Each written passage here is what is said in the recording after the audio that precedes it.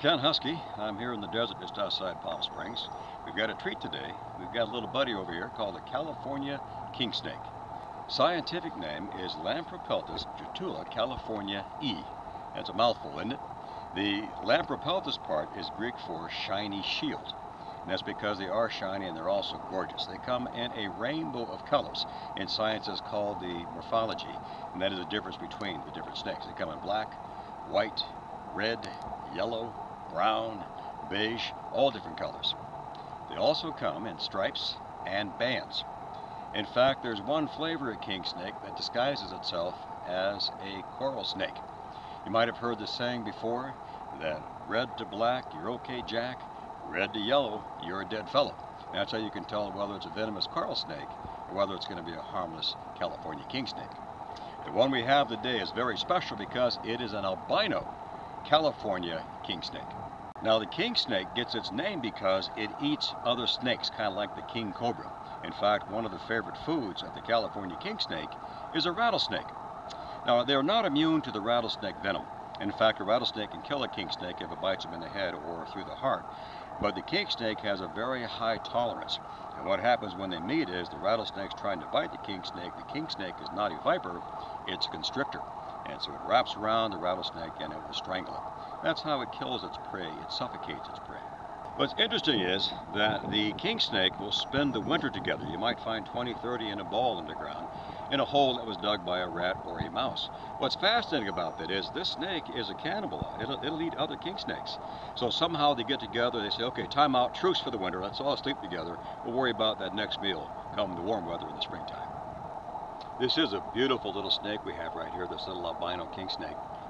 They have very poor eyesight, but they have a keen sense of smell. This little snake, you might notice the tongue coming out. The tongue is pulling chemicals out of the air. It's hooked to something called the Jacobson's organ. That's how it can hone in on a mouse or a rat, for example, in the dead of night. This little snake can also feel the vibration of another animal. The king snake, like most snakes, has a double hinged jaw, and that allows this little snake here to eat food that's larger than its own head.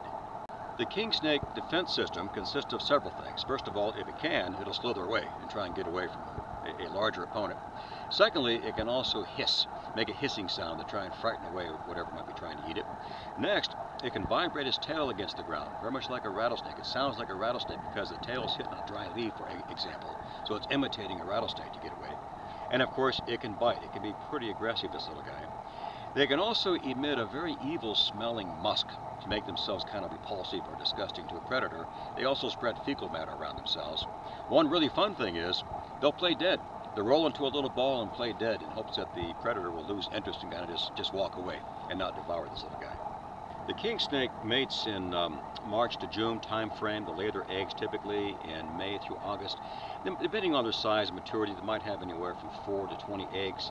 It takes the eggs about 6 to 10 weeks to hatch. When they come out, they're about the size of a pencil or so. They're pretty tiny. And mom's not around. Once she lays the eggs, mom splits. She's done. So once they hatch, they're on their own.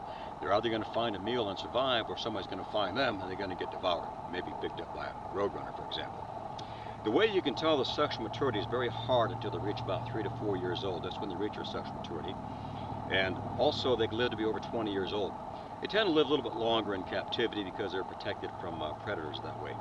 Now, if you're thinking of a king snake for a pet, you want to be very careful and choose wisely. First of all, don't take one out of the wild. They're readily available in a pet store, so you can get one that's been bred for that purpose. Remember, snakes have their own personality. Some snakes are far more aggressive than others. This little guy here is pretty aggressive. He's been trying to bite me as I've been handling here. Also, you don't want to feed live rodents to your snake. You put a live mouse or a rat in with that snake, that mice or rat's going to fight for their life. And they can do a lot of damage to a snake. You can wind up with either a dead snake, or you can wind up with a very large vet bill. So long to our little California king snake over here. It's kind of fun seeing an albino like this. The diversity of wildlife never ceases to amaze me.